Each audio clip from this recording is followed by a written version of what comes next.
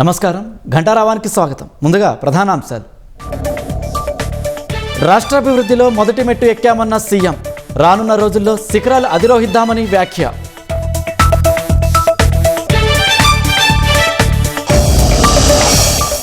YCP పాలనలో group 1 పరీక్షల్లో అరాచకాలు చేశారన్న డోలా. అక్రమాలు కప్పిపుచ్చుకునేందుకు డిఎస్సిపై విమర్శలని ఆగ్రహం.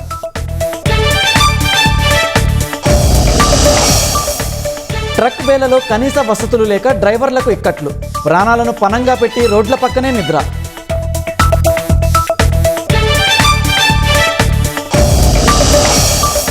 పార్లమెంట్లో చర్చల నుంచి విపక్షాలు పారిపోయాయన్న కేంద్రం. సభలో కాంగ్రెస్ పార్టీ వ్యవహరించిన తీరుపై ఆగ్రహం.